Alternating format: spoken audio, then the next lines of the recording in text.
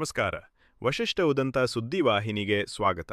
ಇಂದಿನ ಪಂಚಾಂಗ ವೈಶಾಖ ಮಾಸ ಶುಕ್ಲ ಪಕ್ಷ ಏಕಾದಶಿ ತಿಥಿ ಮಘ ನಕ್ಷತ್ರ ಭಾನುವಾರ. ಈ ದಿನ ಎಲ್ಲರಿಗೂ ಶುಭವಾಗಲಿ. ಇಂದಿನ ಮುಖ್ಯಾಂಶಗಳು. ಸಿದ್ದರಾಮಯ್ಯ ಸರ್ಕಾರದ ವಿರುದ್ಧ ಹಳ್ಳಿಹಕ್ಕಿ ಎಚ್ ವಿಶ್ವನಾಥ್ ವಾಗ್ದಾಳಿ, ಶಿಕ್ಷಣ ವ್ಯವಸ್ಥೆ ಕುಸಿತ ಆರೋಪ. ಶೃಂಗೇರಿ ಕ್ಷೇತ್ರದಲ್ಲಿ ಹೈ ವೋಲ್ಟೇಜ್ ಕಾದಾಟ. ಮೇ 2ಕ್ಕೆ ಮರು ಮತ ಎಣಿಕೆಗೆ ಆದೇಶ. ಗೆಲುವು ಯಾರಿಗೆ?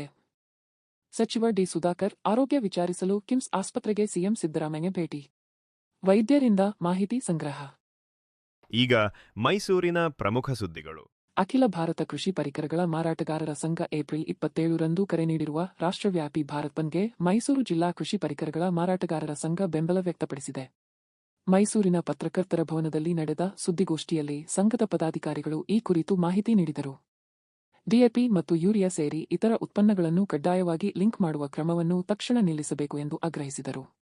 ಎಲ್ಲ ರಸಗೊಬ್ಬರಗಳ ಎನ್ಆರ್ಪಿ ಮೇಲೆ 8% ಡೀಲರ್ ಲಾಭಾಂಶ ನೀಡುವಂತೆ ಒತ್ತಾಯಿಸಿದರು. ಕಳಪೆ ಸ್ಯಾಂಪಲ್ ಪ್ರಕರಣಗಳಲ್ಲಿ ಕಂಪನಿಗಳ ವಿರುದ್ಧ ಮಾತ್ರ ಪ್ರಕರಣ ದಾಖಲಿಸಬೇಕು ಎಂಬ ಬೇಡಿಕೆಯನ್ನು ಮುಂದಿಟ್ಟರು. ಅಧ್ಯಕ್ಷ ಆರ್ ವೆಂಕಟೇಶ್, ಉಪಾಧ್ಯಕ್ಷ ಕೆಜಿ ವೆಂಕಟರಮಣ ಹಾಗೂ ಕಾರ್ಯದರ್ಶಿ ಎಚ್ಎನ್ ನಾಗೇಂದ್ರ ಉಪಸ್ಥಿತರಿದ್ದರು. ಹೌದು, ಅದೇನೆ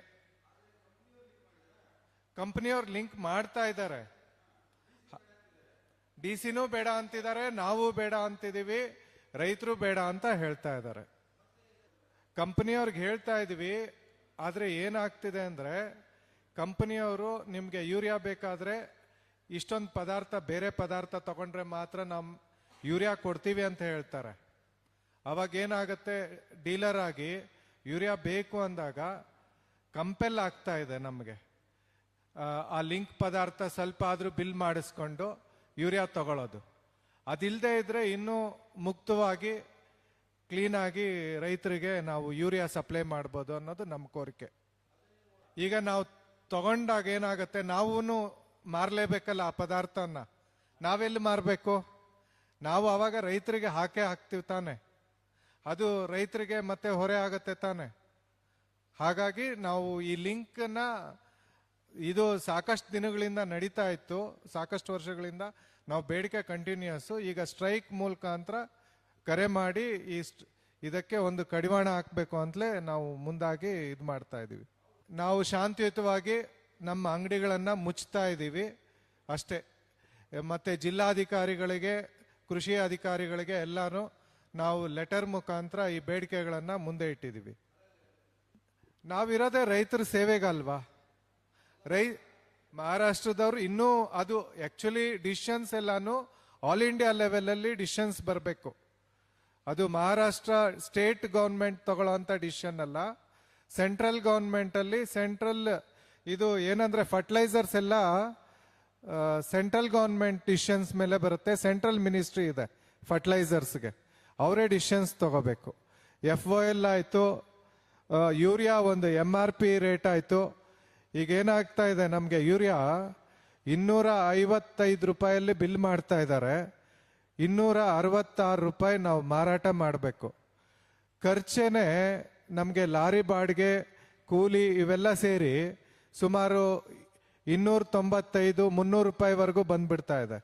ಆದರೆ ನಾವು ಯಾವ ರೇಟಿಗೆ ಮಾರಬೇಕು? ಸರ್ಕಾರ ಹೇಳ್ತಾ ಇದೆ 266 ರೂಪಾಯಿಗೆ ಮಾರಿ ಅಂತ. ಅದು ಸಾಧ್ಯ ಆಗ್ತಾ ಇಲ್ಲ. ಹಾಗಾಗಿ ನಾವೀಗ ಸರ್ಕಾರಕ್ಕೆ ಏನು ಬೇಡಿಕೆ ಕೊಡ್ತಾ ಇದ್ದೀವಿ ಅಂದರೆ, ದಯವಿಟ್ಟು FOL ಅಲ್ಲಿ ಕೊಟ್ಟು ಡೀಲರ್ಗೆ ಒಂದು 8% ಮಾರ್ಜಿನ್ ಅನ್ನ ದಯವಿಟ್ಟು ಕೊಡಿ.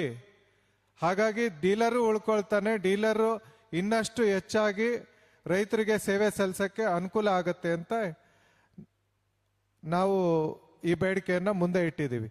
ಈಗ ಯಾರಾದರೂ ವ್ಯಾಪಾರ ಮಾಡೋದು ಒಂದು ಲಾಭಕ್ಕೆ, ಒಂದು ಜೀವನ ಉಪಯೋಗಕ್ಕೆ ಅಲ್ವಾ? ಸೊ ಜೀವನೋಪಾಯ ನಡಿಬೇಕು ಅಂದ್ರೆ ನಮಗೆ ಆ ಗೊಬ್ಬರ ಮಾರಿದಾಗ ಒಂದಷ್ಟು ಲಾಭದಾಯಕ ಆಗಿರ್ಬೇಕು. ಇದು ಯೂರಿಯಾ ಏನಾಗಿದೆ ಅಂದ್ರೆ, ಯೂರಿಯಾ ಅತಿ ಹೆಚ್ಚಿನ ಸಬ್ಸಿಡಿ ಭಾರತ ಸರ್ಕಾರದಿಂದ ಅತಿ ಹೆಚ್ಚಿನ ಸಬ್ಸಿಡಿ ಕೊಡ್ತಾ ಇರೋದು ಯೂರಿಯಾಗೇನೆ. ಮತ್ತೆ ಅತಿ ಹೆಚ್ಚಿನ ಗೊಬ್ಬರ ಬಳಕೆ ಮಾಡ್ತಾ ಇರೋದು ರೈತರು ಇವತ್ತಿನ ದಿನ ಯೂರಿಯಾನೇ. ಹಾಗಾಗಿ ಯೂರಿಯಾ ಮತ್ತೆ DAP ಈ 2 ಗೊಬ್ಬರಗಳಲ್ಲಿ ಈ ಸಮಸ್ಯೆ ಉದ್ಭವ ಜಾಸ್ತಿ ಇರುತ್ತೆ. ಬೇರೆ ಗೊಬ್ಬರಗಳಲ್ಲಿ ಈ ಸಮಸ್ಯೆ ಸ್ವಲ್ಪ ಕಡಿಮೆ ಇದೆ, ಇಲ್ಲ ಅಂತಲ್ಲ, ನಾವು ಮ್ಯಾನೇಜಬಲ್ ಮಾಡೋ ಅಷ್ಟರಲ್ಲಿದೆ. ಹಾಗಾಗಿ ನಾವು ಅದನ್ನ ಮುಂದೆ ವಿಧಾನ ಪರಿಷತ್ ಸದಸ್ಯ ಎಚ್ ವಿಶ್ವನಾಥ್ ರಾಜ್ಯ ಸರ್ಕಾರದ ವಿರುದ್ಧ ತೀವ್ರ ವಾಗ್ದಾಳಿ ನಡೆಸಿದ್ದಾರೆ. ಮೈಸೂರಿನ ಪತ್ರಕರ್ತರ ಭವನದಲ್ಲಿ ಮಾತನಾಡಿದ ಅವರು, ಮುಖ್ಯಮಂತ್ರಿ ಸಿದ್ದರಾಮಯ್ಯ ಆಡಳಿತ ವೈಖರಿಯನ್ನು ಟೀಕಿಸಿ ಸರ್ಕಾರ ಜನರ ನಿರೀಕ್ಷೆಗೆ ತಕ್ಕಂತೆ ಕೆಲಸ ಮಾಡುತ್ತಿಲ್ಲ ಎಂದು ಆರೋಪಿಸಿದರು. ಶಿಕ್ಷಣ ಕ್ಷೇತ್ರದ ಸ್ಥಿತಿಗತಿಗಳ ಬಗ್ಗೆ ಆತಂಕ ವ್ಯಕ್ತಪಡಿಸಿದ ಅವರು, ಶಿಕ್ಷಕರ ಕೊರತೆ, ಮೂಲಭೂತ ಸೌಕರ್ಯಗಳ ಅಭಾವ ಇರುವ ನಡುವೆಯೇ ಎಸ್ಎಸ್ಎಲ್ಸಿ ಫಲಿತಾಂಶ ದಾಖಲೆ ಮಟ್ಟದಲ್ಲಿ ಬಂದಿರುವುದನ್ನು ಪ್ರಶ್ನಿಸಿದರು. ಇಂಟರ್ನಲ್ ಮಾರ್ಕ್ಸ್ ಮತ್ತು ಮೌಲ್ಯಮಾಪನ ಪ್ರಕ್ರಿಯೆಗಳ ಮೇಲೂ ಅನುಮಾನ ವ್ಯಕ್ತಪಡಿಸಿದರು. ಇದೇ ವೇಳೆ ಶಿಕ್ಷಣ ಸಚಿವ ಮಧು ಬಂಗಾರಪ್ಪ ವಿರುದ್ಧವೂ ಟೀಕೆ ವ್ಯಕ್ತಪಡಿಸಿದರು. ಶಾಲಾ ದುರಸ್ತಿ ಕಾಮಗಾರಿಗಳಿಗೆ ಕೋಟ್ಯಂತರ ರೂಪಾಯಿ ವೆಚ್ಚವಾದರೂ ಪರಿಣಾಮ ಕಾಣುತ್ತಿಲ್ಲ ಎಂದು ದೂರಿದರು.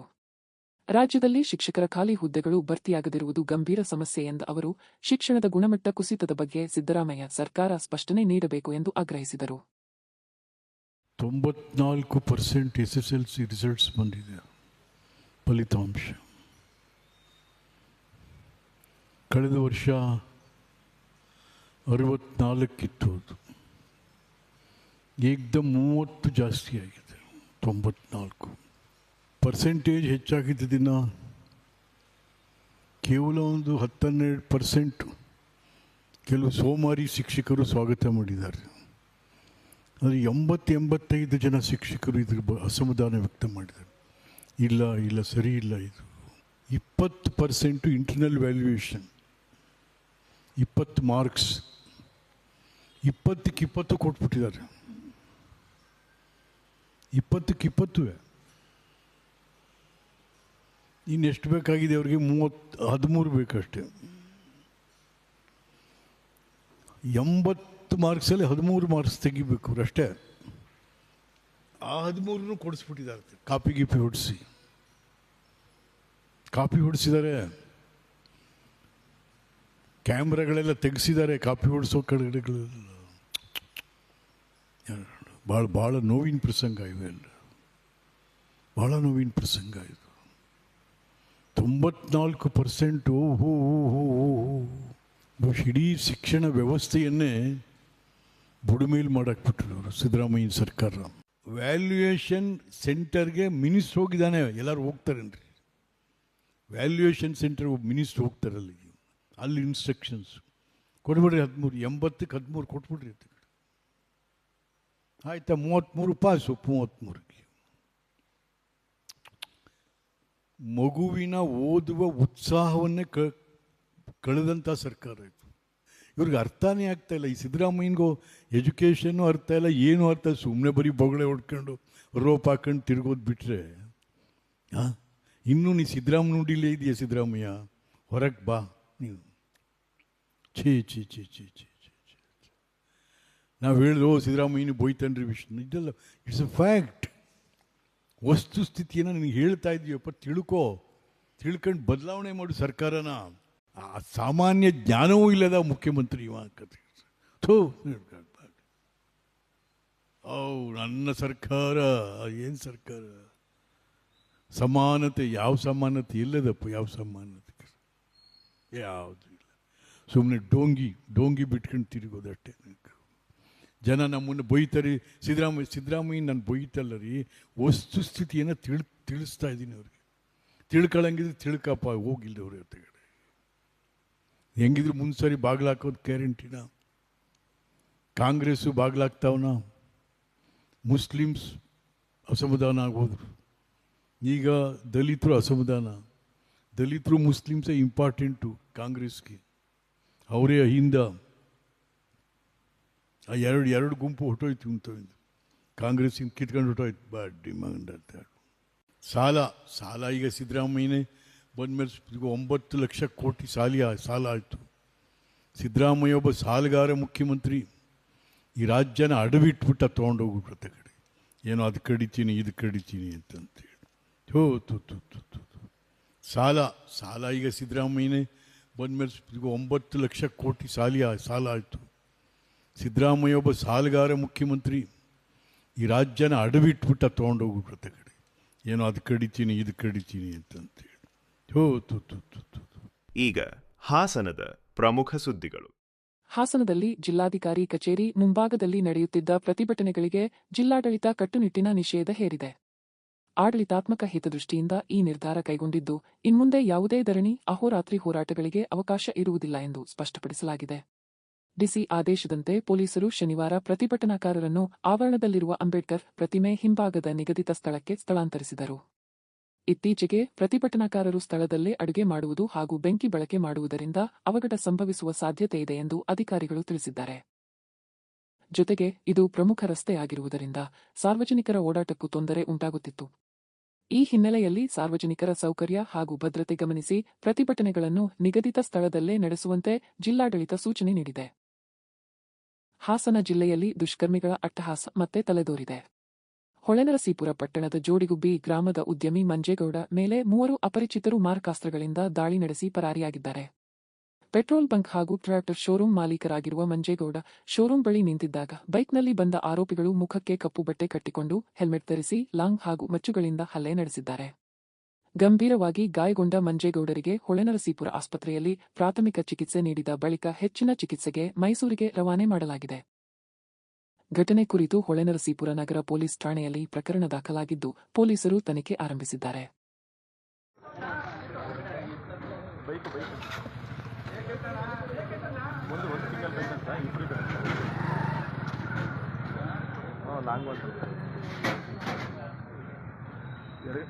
ಲೆಫ್ಟ್ ಲೆಗ್ ಲೆಫ್ಟ್ ಹೌದು ಕೈಗೆ ಎರಡು ಕಡೆ ಬಿದ್ದಿದೆ ಕಾಲಿಗೆ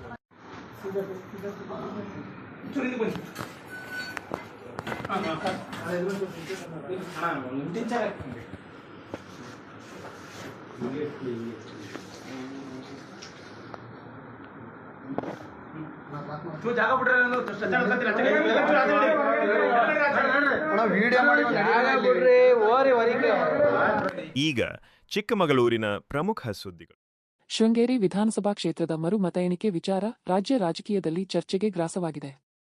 ಹೈಕೋರ್ಟ್ ಆದೇಶದಂತೆ ಮೇ 2, 2026 ರಂದು ಚಿಕ್ಕಮಗಳೂರಿನ ಐಡಿಎಸ್ಜಿ ಕಾಲೇಜಿನಲ್ಲಿ ಅಂಚೆ ಮತಗಳ ಮರು ಎಣಿಕೆ ನಡೆಯಲಿದ್ದು, ಬೆಳಿಗ್ಗೆ 8 ರಿಂದ 9 ಗಂಟೆಯೊಳಗೆ ಪ್ರಕ್ರಿಯೆ ಆರಂಭವಾಗಲಿದೆ.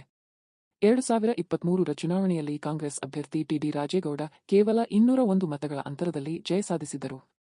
ಆಗ ಸುಮಾರು 279 ಅಂಚೆ ಮತಗಳನ್ನು ಅಮಾನ್ಯವೆಂದು ತಿರಸ್ಕರಿಸಲಾಗಿತ್ತು. ಈ ಹಿನ್ನೆಲೆ ಬಿಜೆಪಿ ಅಭ್ಯರ್ಥಿ ಡಿಎನ್ ಜೀವರಾಜ್ ನ್ಯಾಯಾಲಯದ ಮೊರೆ ಹೋಗಿದ್ದರು. ಇದೀಗ ಮರು ಎಣಿಕೆ ವೇಳೆ ಅಮಾನ್ಯ ಮತಗಳು ಮಾನ್ಯವಾದರೆ ಫಲಿತಾಂಶದಲ್ಲಿ ಬದಲಾವಣೆ ಸಂಭವಿಸಬಹುದೆಂಬ ಕುತೂಹಲ ಹೆಚ್ಚಾಗಿದೆ.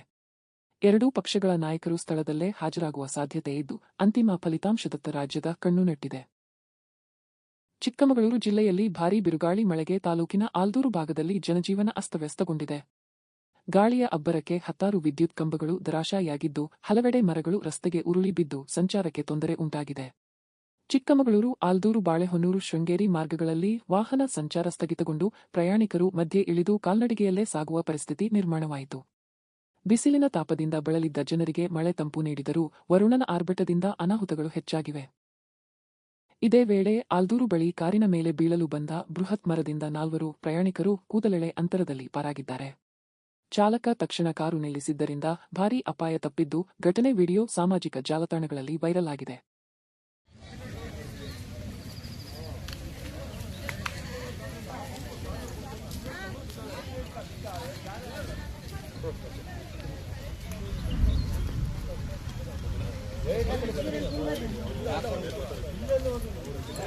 ರೋಡ್ ಬ್ಲಾಕ್ ಆಗಿದೆ ಅಂತಲ್ವಾ?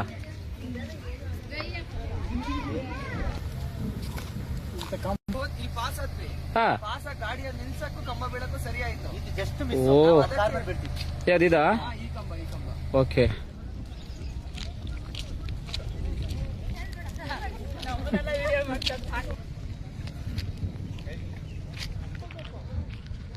ಸ್ನೇಹಿತರೆ, ಆಲಿಕಲ್ಲು ಬಿರುಗಾಳಿ ಮಳೆಗೆ ಎಷ್ಟು ಕಂಬಗಳು ಬಿದ್ದಿದೆ ನೋಡಿ.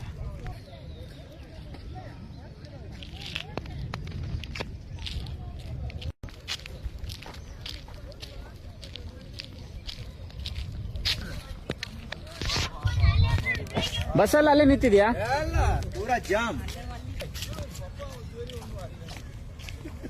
ಬಸ್ಸಲ್ಲಿ ಅಲ್ಲೇ ಉಂಟಾ? ಬಸ್ ಅಲ್ಲೇ ನಿಂತುಂಟಾ? 11, 12 ಕಂಬ? 12 ಕಂಬನಾ? ಲೆಕ್ಕ ಮಾಡ್ಲಿಲ್ಲ ನಾವು. ಹೌದಾ, ಒಂದು ಅರ್ಧ ಕಿಲೋಮೀಟರ್ ನಡೆಯತ್ತಾರ ಆಯ್ತಾ ಈಗ?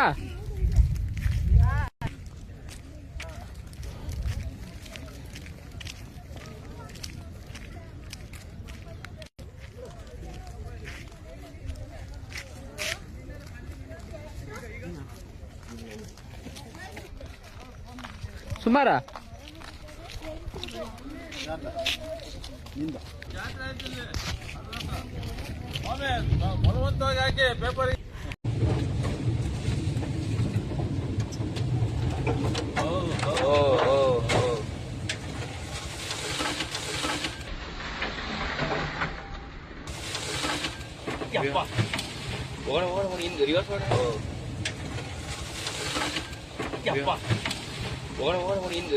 ಈಗ ರಾಜ್ಯ ಮತ್ತು ರಾಷ್ಟ್ರೀಯ ಸುದ್ದಿಗಳು.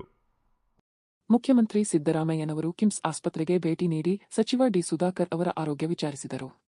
ಚಿಕಿತ್ಸೆ ಪಡೆಯುತ್ತಿರುವ ರಾಜ್ಯದ ಯೋಜನೆ ಮತ್ತು ಸಾಂಖ್ಯಿಕ ಇಲಾಖೆ ಸಚಿವರ ಸ್ಥಿತಿಗತಿಗಳ ಕುರಿತು ವೈದ್ಯರಿಂದ ವಿವರ ಪಡೆದುಕೊಂಡ ಸಿಎಂ ಶೀಘ್ರ ಗುಣಮುಖರಾಗಲಿ ಎಂದು ಹಾರೈಸಿದರು. ಸರ್ಕಾರದ ಪ್ರಮುಖ ಸದಸ್ಯರ ಆರೋಗ್ಯದ ಬಗ್ಗೆ ಕಾಳಜಿ ವ್ಯಕ್ತಪಡಿಸಿದ ಅವರು ಅಗತ್ಯವಿರುವ ಎಲ್ಲ ವೈದ್ಯಕೀಯ ಸೌಲಭ್ಯಗಳನ್ನು ಸಮರ್ಪಕವಾಗಿ ಒದಗಿಸಲು ಅಧಿಕಾರಿಗಳಿಗೆ ಸೂಚಿಸಿದರು. ಈ ಸಂದರ್ಭದಲ್ಲಿ ಆಸ್ಪತ್ರೆ ಸಿಬ್ಬಂದಿ ಹಾಗೂ ವೈದ್ಯಕೀಯ ತಂಡದೊಂದಿಗೆ ಸಿಎಂ ಮಾತುಕತೆ ನಡೆಸಿ ಚಿಕಿತ್ಸಾ ಪ್ರಕ್ರಿಯೆಗಳ ಕುರಿತು ಮಾಹಿತಿ ಪಡೆದರು. ನಾಳೆ ತೀರ್ಮಾನ ಮಾಡ್ತಾರೆ, ಇನ್ನು ಕಾನ್ಸಿಯಸ್ನೆಸ್ ಬಂದಿಲ್ಲ. ನಾಳೆ ಕಾನ್ಸಿಯಸ್ನೆಸ್ ಬಂದ ಮೇಲೆ they will take a decision. ಅದೇಪ್ಪ, ಈಗ ಟ್ರಾನ್ಸ್ಪ್ಲಾಂಟ್ ಮಾಡಬೇಕಾದ್ರೆ ಲಂಗ್ಸು ಬ್ರೈನು ಕಾನ್ಸಿಯಸ್ನೆಸ್ ಬರಬೇಕು. ಈಸ್ ನಾಟ್ ಇದರಲ್ಲಿಲ್ಲ. ಅದು ಬಂದಮೇಲೆ ನಾಳೆ ತೀರ್ಮಾನ ಮಾಡ್ತಾರೆ ಡಾಕ್ಟರ್ಸ್. ಫ್ಯಾಮಿಲಿ ಮೀಟಿಂಗ್ ಈಗ ಸ್ಟೇಬಲ್ ಆಗಿದ್ದಾರೆ.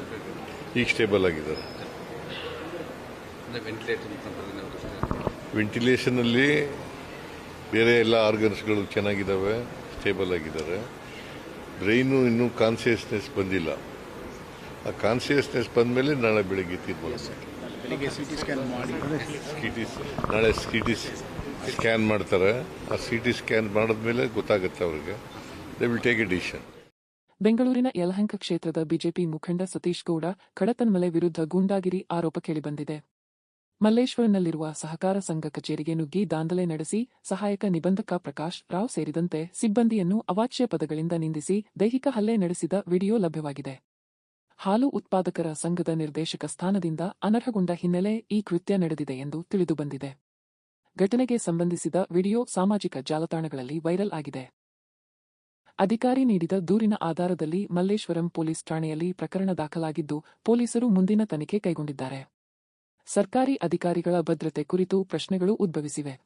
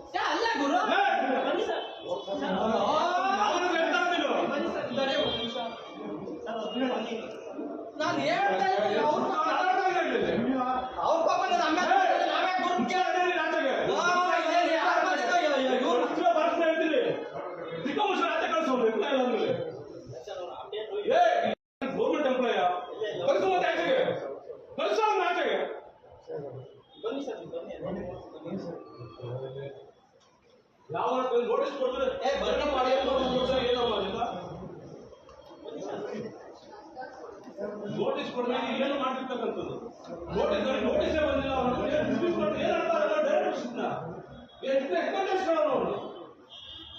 ಅವ್ನು ಯೋಗ್ಯ, ಅವ್ನು ಜನ್ಮ ಜಲ ಬಿಡ್ತೀನಿ, ಅವ್ನು ಇನ್ನೂ ನನ್ನ ಮಗ ಏನಂದ್ರೆ ಅವನು ಡೇಟ್ ಕೇಳಿದ, ಅವ್ನು ಡೇಟ್ ಕೊಡಲ್ಲ ಕೇಳಿದ್ರೆ ಆಫೀಸಿಗೆ ಕಳಿಸಿದ. ನಾನು ಅದೇ ಡೇಟ್ ಕೊಡಬಾರ್ದು, ನೋಟಿಸ್ ಕೊಡಬಾರ್ದು ಅಂತ ಆರ್ಡರ್ ಮಾಡಿರುತ್ತೆ. ಇದು ಸರಿಯ ಫೈಲ್ ಡೇಟ್ ಯಾವ ಕೊಟ್ಟಿದ್ರೆ ಯಾವತ್ತು ಸಭಾಗಿ ಸರಿಯಾಗಿ ಕಾಪಿನ ಸರಿಯ ಫೈಲ್ ಹೇಳ್ತೀನಿ. ಮತ್ತೊಮ್ಮೆ ಮುಖ್ಯಾಂಶಗಳು. ಸಿದ್ದರಾಮಯ್ಯ ಸರ್ಕಾರದ ವಿರುದ್ಧ ಹಳ್ಳಿಹಕ್ಕಿ ಎಚ್. ವಿಶ್ವನಾಥ್ ವಾಗ್ದಾಳಿ, ಶಿಕ್ಷಣ ವ್ಯವಸ್ಥೆ ಕುಸಿತ ಆರೋಪ. ಶೃಂಗೇರಿ ಕ್ಷೇತ್ರದಲ್ಲಿ ಹೈ ವೋಲ್ಟೇಜ್ ಕಾದಾಟ. ಮೇ 2ಕ್ಕೆ ಮರು ಮತ ಎಣಿಕೆಗೆ ಆದೇಶ. ಗೆಲುವು ಯಾರಿಗೆ? ಸಚಿವ ಡಿ. ಸುಧಾಕರ್ ಆರೋಗ್ಯ ವಿಚಾರಿಸಲು ಕಿಮ್ಸ್ ಆಸ್ಪತ್ರೆಗೆ ಸಿಎಂ ಸಿದ್ದರಾಮಯ್ಯ ಭೇಟಿ. ವೈದ್ಯರಿಂದ ಮಾಹಿತಿ ಸಂಗ್ರಹ. ಇಲ್ಲಿಗೆ ಇಂದಿನ ವಾರ್ತಾ ಪ್ರಸಾರ ಮುಕ್ತಾಯವಾಯಿತು. ಧನ್ಯವಾದಗಳು. ಈ ದಿನ ಎಲ್ಲರಿಗೂ ಶುಭವಾಗಲಿ.